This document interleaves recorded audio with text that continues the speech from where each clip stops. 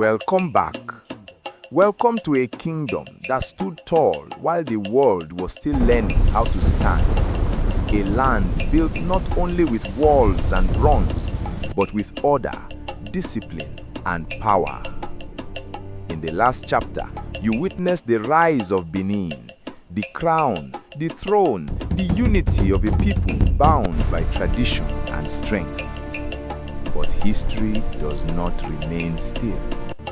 Power attracts eyes. Greatness invites ambition. In this episode, the drums grow heavier, the silence grows louder. Loyalty will be tested. Whispers will walk the palace walls. This is episode 2. Men who bowed too low. Sit back, listen closely, because in Benin, the greatest threats did not always come from beyond the gates. Every kingdom believes its power will last forever. Benin was no different.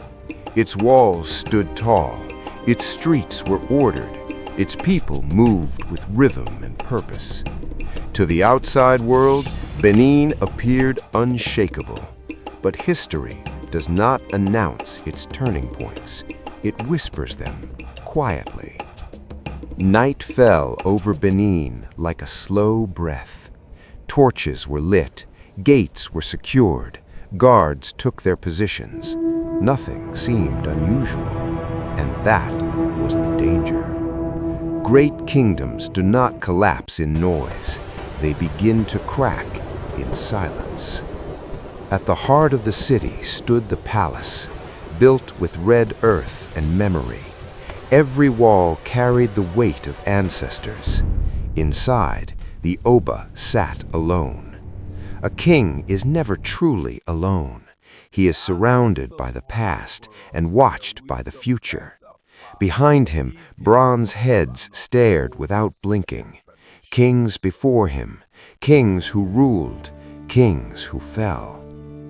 The crown rested on his head, not lightly.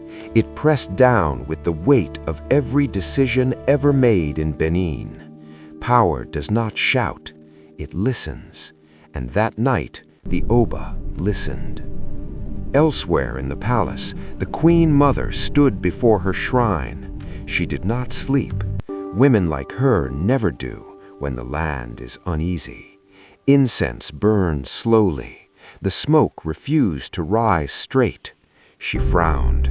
The spirits were restless. The gods do not scream warnings. They disturb patterns. Beyond the palace walls, Benin continued its routine. Markets closed. Children were called indoors. Doors were locked. Yet whispers traveled faster than feet. Something was changing. The people could feel it. In the blacksmith quarters, fire still burned. Iron met flame. Sparks leapt into the night. Weapons were shaped, not for war, but not for peace either. Steel remembers intent. A warrior stood alone, young, strong, silent.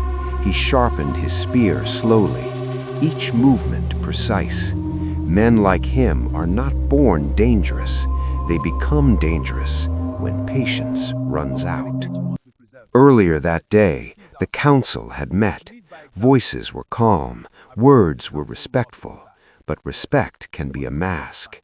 Some chiefs bowed too deeply, others spoke too carefully.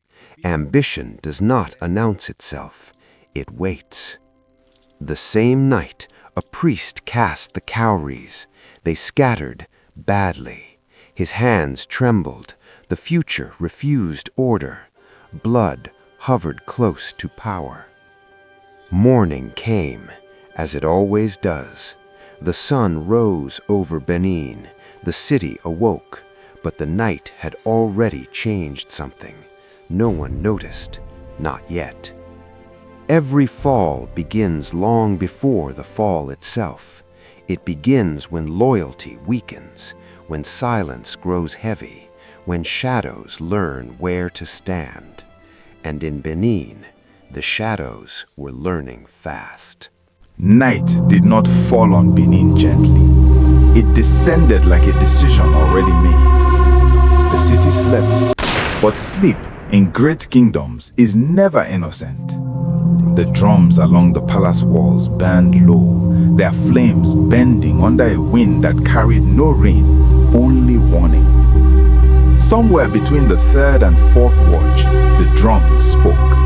Not the drums of celebration, not the drums of ritual. These drums ran. They ran through stone corridors, through sleeping courtyards, through the blood of every man sworn to defend the crown. Guards rose as one body, hands already finding spears, eyes already searching shadows they had trusted all their lives. Because Benin was not a city that feared strangers, Benin feared its own silence. Ezomo moved before orders were spoken. He had worn armor long enough to know when the night lied. Seal the gates. Wood slapped, iron screamed. The palace closed its teeth. Then the shadows came. They did not charge. They did not shout. They moved like men who knew the walls, like men who had walked these paths since boyhood. The first guard fell without sound, and with him, certainty. Ezomo met the first blade head-on, steel against steel, breath against breath. No war cry, no anthem, only the violence of intention.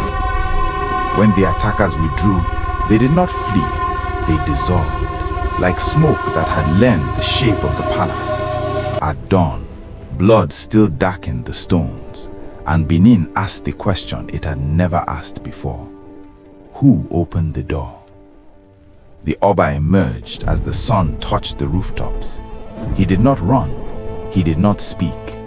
Power does not rush toward chaos. Chaos kneels when power arrives. Men dropped to the ground without instruction. Spears lowered themselves. Even Ezomo bent his head just enough. They escaped through inner paths. Paths only sons of Benin knew. The Oba said nothing. Silence became law. In that silence, eyes spoke, and what they said was dangerous. Chiefs who had bowed together for decades now bowed differently. Some too stiff, some too deep. One coral bead loosened from a wrist and rolled across the palace floor. No one picked it up. By day, Benin pretended nothing had changed. The market sang, bronze caught the sun, children ran. But beneath cloth, laughter, steel waited. Coins changed hands without witnesses. Messages passed without words. A blacksmith shaped a blade he did not name. Violence, when patient, is almost invisible. Ezomo searched his own men. Trust broke apart under inspection. A blade came from behind. When the attacker fell, the uniform remained. The enemy wore Benin's colors. While men plotted, the spirits had already judged. The Queen Mother stood before fire that refused to settle. Cowries scattered themselves into accusation.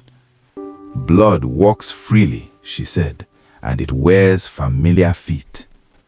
She did not ask permission to enter the council chamber. Wisdom never does. When she spoke, the room fractured. One chief rose too fast, another left too quickly. Guilt does not know how to remain seated. The second night came louder.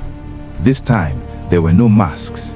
Ezomo met the traitor blade to blade. When the mask fell, Benin recognized the face. Not an outsider, a son. Justice followed tradition. The blade fell.